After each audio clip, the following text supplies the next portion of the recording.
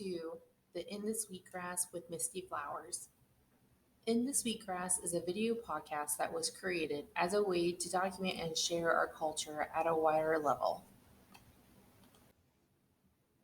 Misty Flowers is the executive director of NICWIC. She is a member of the Santee Sioux Nation of Nebraska and is a descendant of the Tlingit of Alaska and Ho-Chunk. With special guests, Kitty, who's the tribal liaison for NICWIC, and Erin, who is a native foster parent. These challenges are magnified for children of color who are disproportionately represented in the child welfare system. 1 in 9 Black children and 1 in 7 Native American children spend part of their childhood in foster care.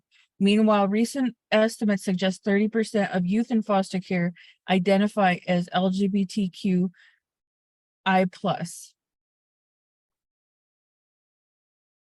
There's more to this proclamation, but I'm not going to read the whole thing to you.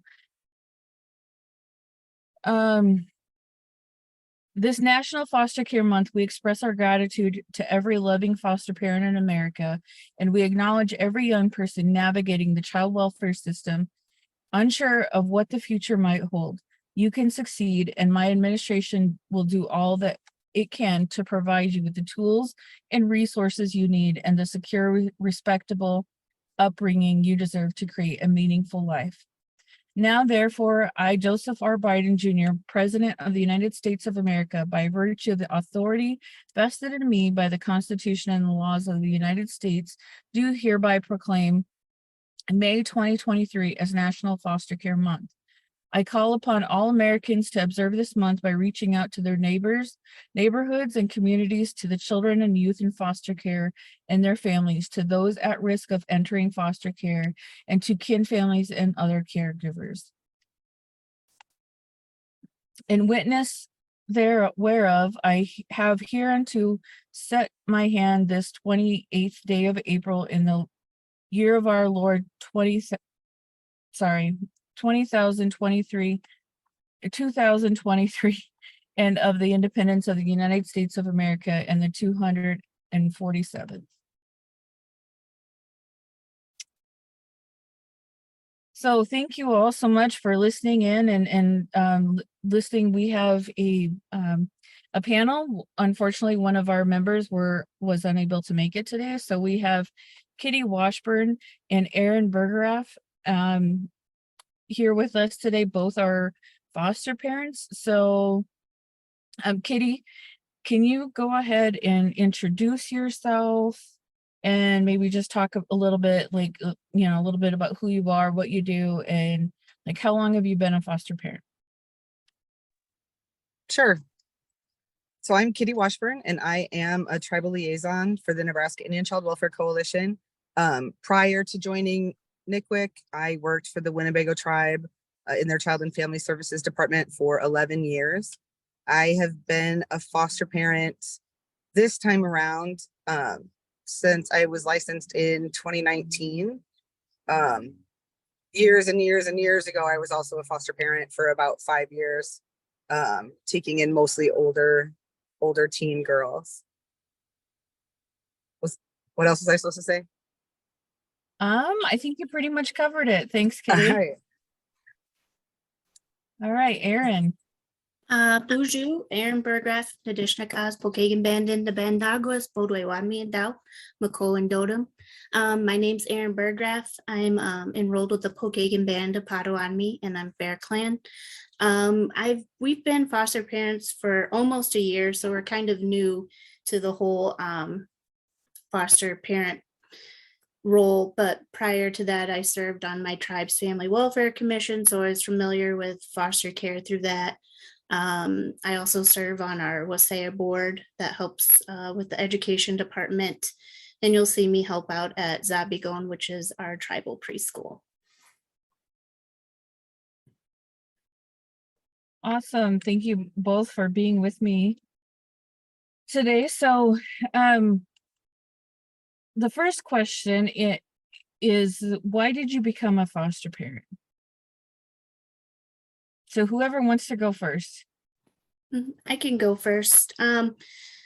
So I used to serve on our Family Welfare Commission, and I noticed that we did lack Native foster parents because not all of our kids could be with family or just weren't close to the tribal community. So there weren't many tribal foster placements.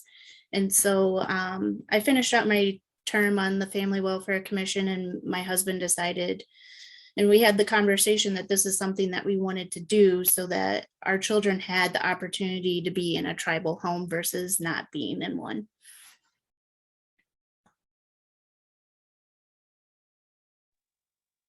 Yeah, and Thanks, Erin. for me, I guess this time around, I just working in tribal child welfare, kind of the same thing, just like noticing we had such a hard time recruiting, licensing, maintaining foster homes. You know, we were always looking for homes for our kids. And because I worked for the department, I wasn't able to be a foster parent, for work. And so I decided to get licensed through the state of Iowa. And I really felt strongly that, like, if I had the ability to provide a safe home for a kid, that I should. And also just having worked in the field for so long, like knowing how important the partnership is between foster parents and the biological families, like when you're working towards reunification, I felt like I had the ability and desire to work with those parents to reunify kids. Thank you so much for that. And Kitty, you mentioned that you are licensed through Iowa DHS. So Erin, are you licensed through the state or the tribe? I'm licensed through the state of Indiana. Oh, okay. All right. I was just wondering because we definitely know that the tribes can have their own licensing standards. So I was curious about that. Okay, so the next question is, what support system do you currently have in place for your personal or the agency? My family's a big support, also my tribal community as well, because when we got our placement, we were more prepared for like an older child. We weren't prepared for a newborn.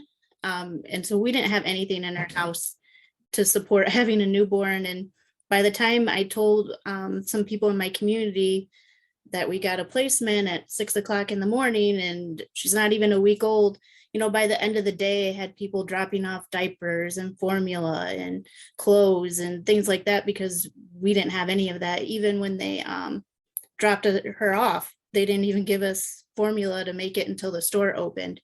So, Wow. it was just having them, they just, no questions asked. They just, okay, what do you need? I'll go get it. And it's, that was a great support to have. And then, like about 2 months later, they did like a baby shower / welcome party for her so that she had things that she needed. So that was a big support for us. And, my mom comes over and helps whenever we need her. So just like the community and my family has been very supportive. With the tribe social services department, when we were getting licensed, they did help provide certain things that we needed, like fire extinguishers or like the lockbox for the medicine and things like that. So that was helpful too. That's really awesome. Thank you for sharing that story. That's amazing to have that kind of support. So I just think about being in that type of a situation where you're probably not even awake yet and get a call at 6 a.m. and your whole life just changes literally like overnight, huh? All right, Kitty. What kind of support system do you have in place? Like either, in your with your family, you like the informal support system or like a formal support system? So I guess I'll start with the informal support. We have a lot of support from our families. My companion's family has always been super supportive, welcoming to kids that we've had in our house. I also am lucky that I have a lot of social worker friends. And I also have other friends who are or who have been foster parents, right? So I really have a lot of people to reach out to, to vent or for support or for ideas for behaviors or whatever. And then also through the state of Iowa, we have an assigned worker through Lutheran Services of Iowa.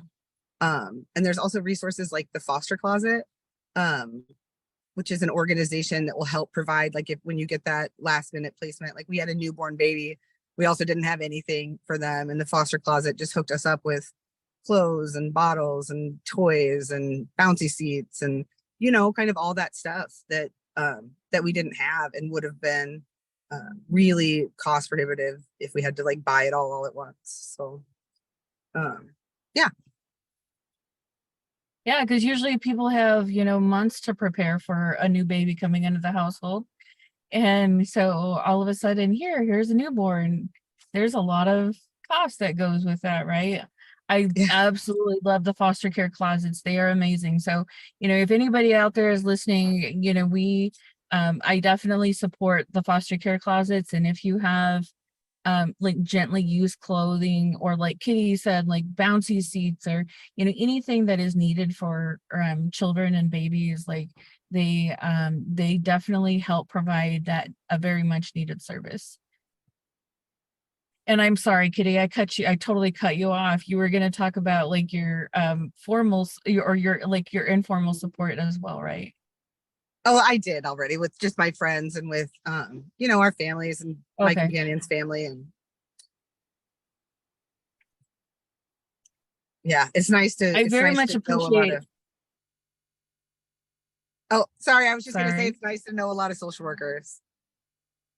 Right? Yeah, definitely have a good support system built in.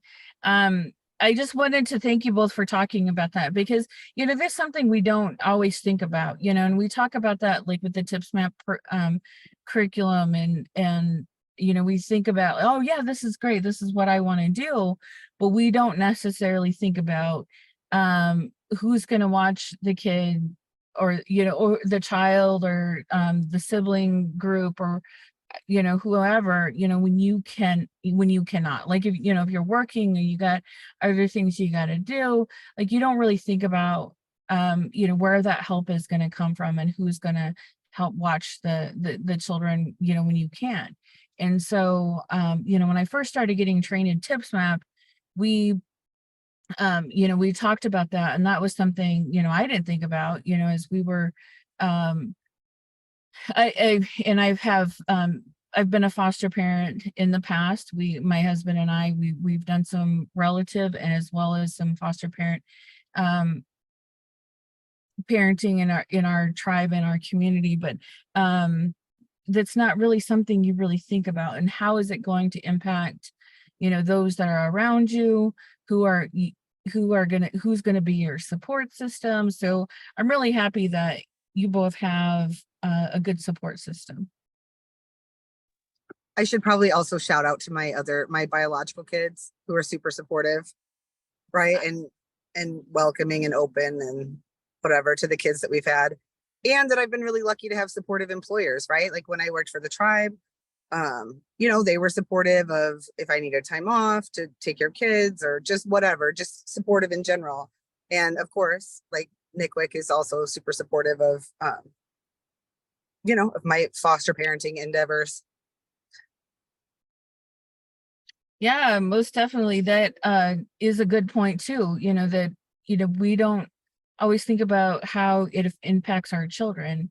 And I know, like Kitty, you mentioned your adult children. They're grown. They're doing their own thing, but it still impacts them. And I'm happy to hear that they're supportive. All right. So the next question is, what are the benefits of becoming a foster parent?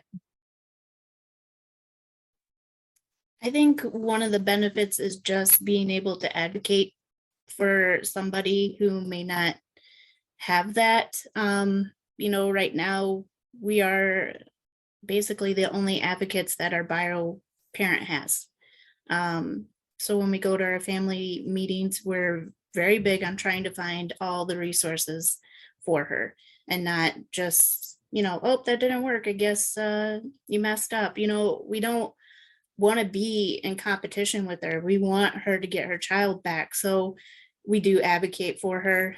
And we do want her to succeed, because I think there have been foster cases where parents aren't very supportive of the bio family and they kind of work against each other. But my husband and I are big advocates for our bio families and getting them the resources they need. So, and I think just building that relationship with them so that if reunification does happen, hopefully they still want us to be a part of their lives and we can know what's going on. Or if, they feel like they're in a tough spot and they need help, we can also still help them even after the baby goes back home. So I think just being able to advocate and help a family is beneficial.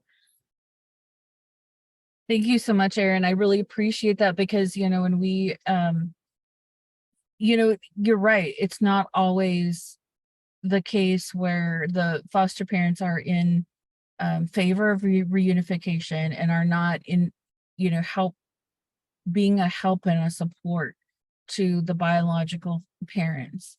And, that's what we really try to encourage with the tips, like with the tips map program. But I know that that's not always the case, and it can be really tough sometimes. We have, all kinds of different situations and scenarios that take place, because especially when we are such a small, we come from small tribes, small close-knit communities where everybody knows everybody knows everybody's business. And there's sometimes, those relationships get strained. Maybe they had a good relationship before, but now, there's hard feelings, whether it's coming from, biological parents or towards the biological parents, or, both ways. There's all kinds of hard feelings that can be in place there. And so, somehow being able to get past that and work towards, everybody talks about the best interest of the child. Well, what is the best interest of the child, right? It's like everybody's working together to, to make sure that, the environment is safe. And, because at the end of the, and my mom had always talked about how, it's kind of like that innate human need that kids will always want to go home, meaning their biological family, their biological parents, and so they're always going to want to know who they are, where they come from, and, all of that. So, that's always been my opinion. Best interest of the child is to, really work towards making it a safe home and a safe environment, reunification with the parents. So thank you for sharing that, and for all that you do in that way, because that's not always the situation or the scenario. Kitty, what about you? What are the benefits of becoming a foster parent? Well, I totally agree with Erin that one of the benefits is kind of being on the inside to be able to advocate for parents, also to help provide like insights to like other parties like DHHS or attorneys involved or whatever, just kind of like being able to provide like what we see our strengths, right, or needs, right, that parents might have, or things that we're seeing from the kids. I don't know. And I also think that it's, we get to provide a safe, sorry, there's trucks going by. I'm like parked by the interstate, to provide a safe and stable home for kids until they can go home. Right. And to kind of like, and it's hard for them. Right. So be able to help them navigate some of that stuff the best way that we can. I mean, I think that's a benefit and a challenge, but most things are. Right. Yeah.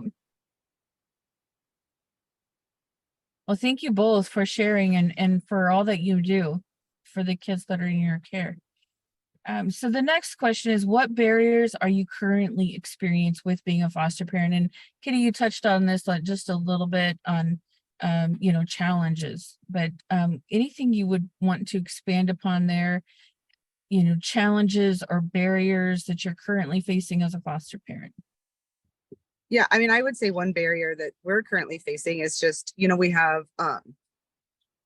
just being able to find like culturally congruent services for kids in our area, right? Like I would really like to be able to have a Native therapist for the boys that we have.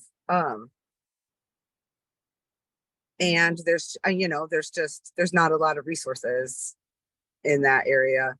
I also think that it's hard, like the DHHS system's really big and sometimes it's really slow, right? And that can be frustrating for everybody involved when cases aren't progressing as fast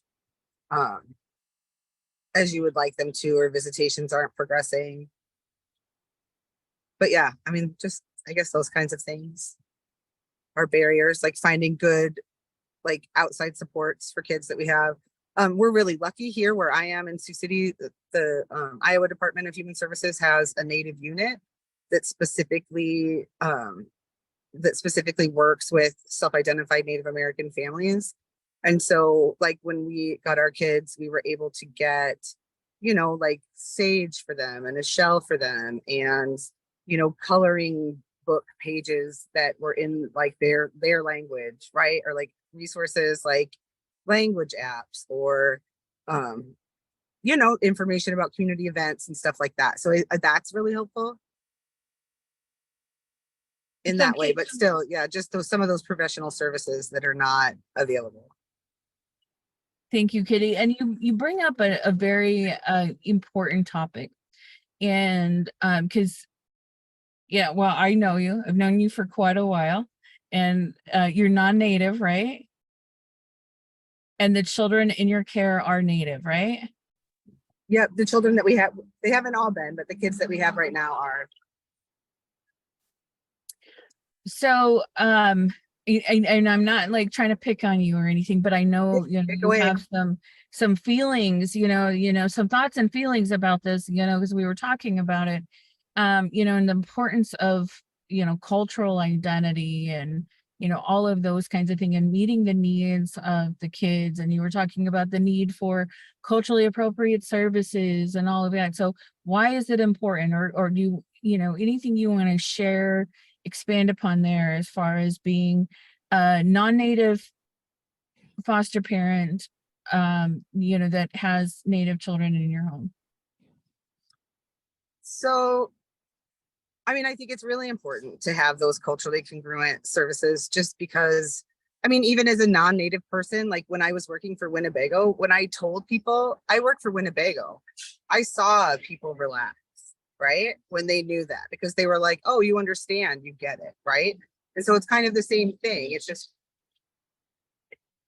I think it removes a lot of barriers to engagement, right? Like when you have somebody who or who looks like you, right? Or who understands, the culture that you came from, right? Or some of the values in that culture. And just, I mean, I think it's so important, right? And even things like, as a non-native person, like I still have kind of like, I mean, I have like a star quilt that I got from my work hanging up in my living room. And like, when our kids saw that, they were like, hey, that's cool, right? Like, that's familiar to me. Or like, when the parents, their parents would call them and be like, hey, we want to pray with our kids at night. Like, I was like, that's awesome. Like, have at it, right? Or like, if we have a hard day, burning sage, or just even being able to have some of those conversations, or just some of those conversations that we don't have to have because I already kind of like know those things. I don't know. But yeah, I do feel, right? Like, I don't feel like, we talk a lot about wanting native foster parents for native kids. And so to be a non-native foster parent for native kids, I feel bad about it, or like not, I know it would be better if I wasn't non-native. I don't know how to say it, I guess, any different than that. But I just can do the best that I can, right? And like be myself and be open to whatever like things that their family would like for us to do, right? Or things that are important to them, or, you know, keeping the boys connected with cultural activities and, you know, just in whatever way that I can do that.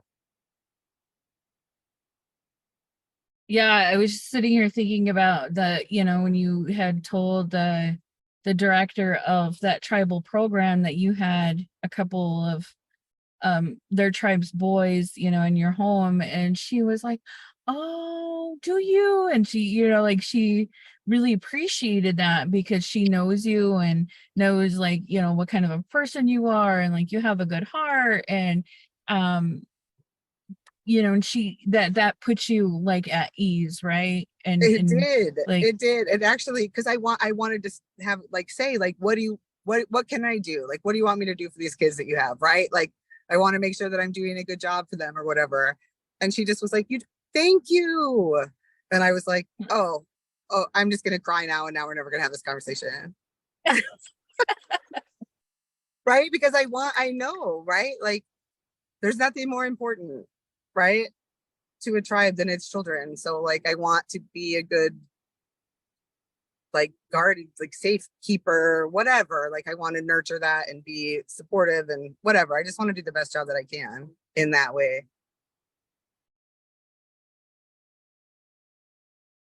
thank you, Kitty. All right, Erin, what kind of challenges or barriers are you experiencing with being a foster parent? I think, like, just to add to what Kitty said, you know, we do lack like cultural resources here, but I am really involved in the community, so I have no problem providing like input or taking them into the community. But you know, we have some foster parents that might not feel comfortable doing that because they're not tribal, or maybe they weren't really involved with the community prior to being a foster parent, so it's kind of awkward for them. I think if a child's outside like our service area, that's hard for them to participate in cultural events and things like that. We have gotten better since like the pandemic because they found ways to do things online, but we're still missing those kids outside the service area, because we do have a lot of kids outside of Indiana and Michigan that are in foster homes. And even if you were to like send something to a foster parent because they requested it, you don't really know how they're approaching it with that child. So I think that's just, you know, where a child's located is a barrier. In Indiana, you have to have like 15 hours of training hours, and none of those are culturally appropriate for our community. Even I've been to ones that have been labeled like cultural awareness, and it doesn't talk about us at all. Like, we're not even a topic. And, you know, in Michigan, you have multiple tribes. You have 12 tribes in Michigan. You know, we're not even a topic to be talked about. So I think, you know, that's a barrier that we're not approaching our community and being talked about any of that at all. Thank you, Erin. You know, and that is a good point to bring up. And, you know, that's actually why we started, one of the reasons why we started doing In the Sweetgrass. And what we're hoping to do is, you know, that's why I was like, oh shoot, I forgot to hit record, because we were recording them. And Latoya she can edit and take things out, and you know, kind of do like an intro and an outro and like stuff like that. And then we're putting them on YouTube, and wanting to start building a database, and having speakers, you know, special guests that can talk about, you know, like the first couple of guests that I had, they were talking about the Omaha tribe, and, you know, what is it that's, you know, unique about the Omaha tribe, um talk a little bit about culture, and their culture, their clanship system. You know, there's all kinds of things. You know, all of our tribes are so, you know, we have a lot of similarities, but we also have a lot of differences. And so, you know, and so, like, when I'm talking to people, I'm like, tell them, you know, what if you were talking to somebody that was like a non-native service provider or a non-native foster parent, and they have native children in their home, like, how can they, what do they need to know? so just kind of give them like, because that's a huge question, right? Like, tell me about your culture. There's so many things when it comes to culture. So that's one of the things that we've tried to do as far as NICWIC goes, but that's definitely an area that needs more help, and we need to do better at, because there are not a lot of services and supports out there for foster parents, especially in terms of culturally appropriate services. Looks like we lost Kitty. Yeah, that and like just the turnover. So you have different workers coming in, and I feel like I have to explain myself to yet another worker about why we do certain things, or like why we have certain things in our house that you might not find in another house. So I mean, that's also an issue too, is that just constant change in workers, and just it's nice to educate them, but it's also exhausting to like every other month just explain the same thing over and over again. So it's like, I was like, isn't this in your notes somewhere or something? Or should I just like write up something and you can take it home? But it is a learning opportunity, and I have to think about it that way, but it's also exhausting sometimes. Yeah, that's a good point as well. There's I was just talking with somebody about that this morning, the constant turnover in child welfare. It's a difficult field to work in. There's a lot of moving pieces. There's a lot of bureaucracy. There's and it's just, in general, just a difficult job, because of when you're dealing with the lives of children, and people in their most difficult times. And even when, like, thinking back to when I worked for my tribe, that was something I always struggled with, like, are we making the right decision? How do we know this is the right decision? So you mentioned the child that you have is 5 months old, right? So, which right now, you know, meeting basic needs is kind of the goal, but as kids get older, so like if we're writing a cultural plan for, say if you were going to be doing adoption or guardianship with that child, and he or she is like a year old, that cultural plan is going to look a lot different for a 1-year-old versus a 15-year-old or a 13-year-old, 10-year-old even, like, so that turnover is it's tough, and so that's kind of interesting. Like, the baby's only 5 months old and you've already seen a couple of different caseworkers come through.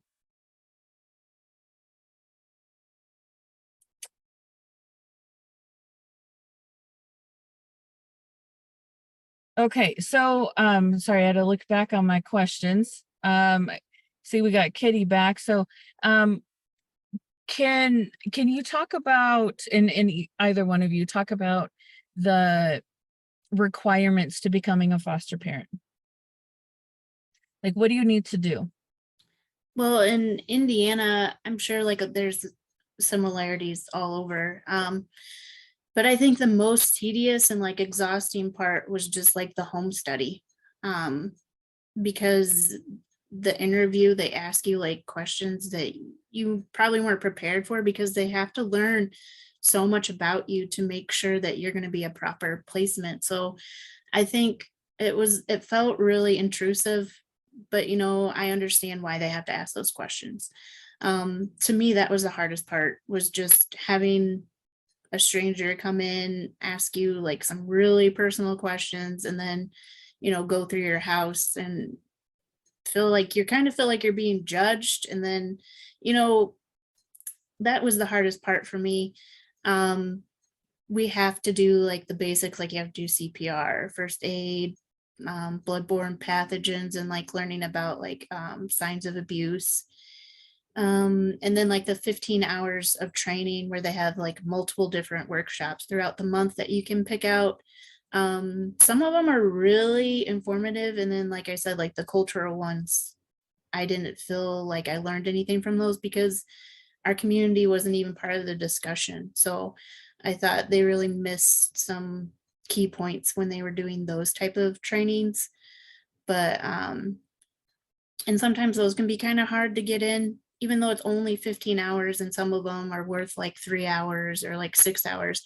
That's a big chunk of your day to kind of plan around when you have multiple kids in your house. So I say like the big thing is just you have to apply, you get the home study done, and then get your certifications, and then the 15 hours is the big things that you have to do here in Indiana. Yep, and in Iowa, it's the same. You have to take a class. The class I took was 30 hours though, so 15 sounds dreamy. And then, yeah, background checks, home studies, right? Like CPR, first aid, all those things that you mentioned. So, yeah, and I think sometimes people are scared of that stuff, but like, like maybe you have something in your background, like not all crimes would make it so that you couldn't be a foster parent, right? There's only a certain ones, and it varies from state to state or tribe to tribe, right? Like what you can have on your background and still qualify to be a foster parent. But I mean, I would say if people I know a lot of times are worried about it and they don't need to be, right? Because like whatever they had, maybe it was a long time ago, maybe it wasn't. There's certain things that if you have on your background, like you'll never probably be able to, right? Like any kind of crimes against kids or like serious drug charges. Sorry, my phone's acting up. It overheated once. Now it's telling me the battery's low. So. Oh no. Okay. Well, we'll wrap up here shortly. You brought up a really good point. You were talking about background checks. So, when I worked for my tribe, we would, we know our tribe, we know our community, and if we felt like somebody like would, because everybody has like a history and a past, and so, but we also know people can recover. People can, be in recovery, whether that's like substance abuse issues or whatever. But there are, people can change their lives. And so sometimes we would do that where we would maybe talk with them about like what helps you like in your recovery, and have them write up something like culture, language, traditions, spirituality, whatever it is, AA, NA, like these are the things that have helped me. This is how many years sobriety I've had, and really try to get a sense of where are they in, that change and that sobriety, and how, I don't want to say like how strong they are, but like how strong they are in their like sobriety. So, that's a good point. Thank you, Kitty, for bringing that up about background checks. And, there are ways around things, sometimes, kind of depending on what the situation is. But, when I worked for the tribe, we would always look at, okay, yeah, people have things in their past, but what have they done? What kind of life do they live now today? What kind of activities are they involved in? Things like that.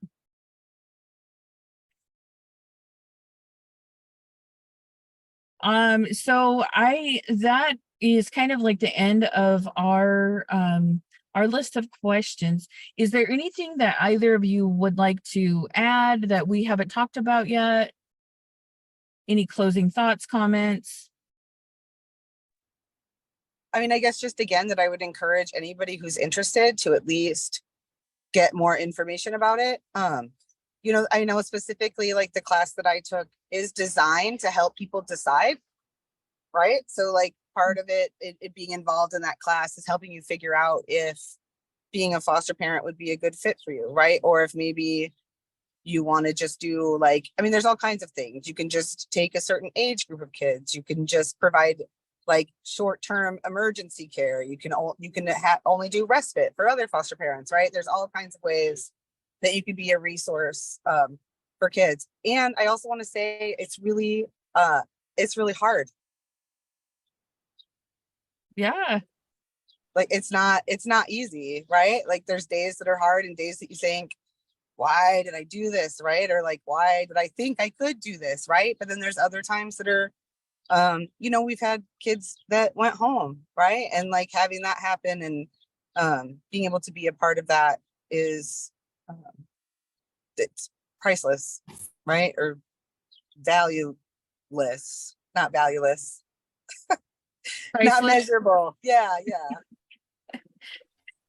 Yeah, I think like what you said, I think a lot of people just assume that if they become foster parents that they have to take every kid that they get a call for, or they have to take whatever, or it's a long-term commitment. But you could do just like the respite or emergency, or just take a certain age group. And even if like you have a family member where you feel like they're in danger of maybe losing their children, just get licensed so that you can be that family placement, so that they don't have to spend time in a different home, and that you're ready and prepared for it. And when you get licensed, just let them know, I'm doing this to be a family placement. And you don't have to take every child they called you for, or if you just want to be the respite person, you can do that. There's a lot of options, and like she said, it is hard, which is why it's really important to know who your support system is going to be, and kind of have that figured out, and have conversations with your family and your community so that you have resources of support. Because a lot of people are going to be supportive. Maybe people that you didn't think would be supportive and be there for you are going to be willing to step up and help. So, I mean, just have those conversations with the people that you're surrounded by, and just ask questions. You can always ask questions, and if you decide that's not something you want to do right now, you don't have to. Or if you want to do it maybe when your kids are older or something like that, just ask those questions that you have and look into it.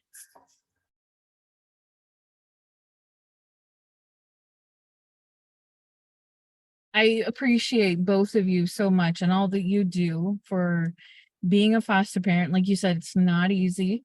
It definitely has a lot of its challenges. And, both of you have, taken children into your home. And I really appreciate all that you've done for them, and supporting biological families and all of that. And again, they've kind of mentioned about if somebody is interested in becoming a foster parent, like, you can definitely reach out to NICWIC. Any of our staff could help you with that. A lot of the tribes are able to license foster parents themselves. You could also contact the state in which you live in and become state licensed. And either way, there's a need all over the place for foster parents, native and non-native. And we want to, as you guys have kind of touched on why it's important to have, like native children with native families. And we actually have a program. It's called Native Families for Native Children. And with that, the goal of that being, increasing and improving services and support for Native families that, are willing to foster or adopt or do kinship care, guardianship. And because, I look at it as well as like that is something that is, a traditional concept of many tribes. Like we take care of our own. And they're going to be best supported in that in a home that looks like them, understands them. But if that's not possible, what can non-native foster parents do at the same time? So I kind of feel like I'm rambling. No. But I appreciate you both so much, and for taking time out of your day and joining us on In the Sweetgrass. Thank you everyone for watching. If you have any questions or would like to know more about NICWIC, please visit our website at www.nickwick.org.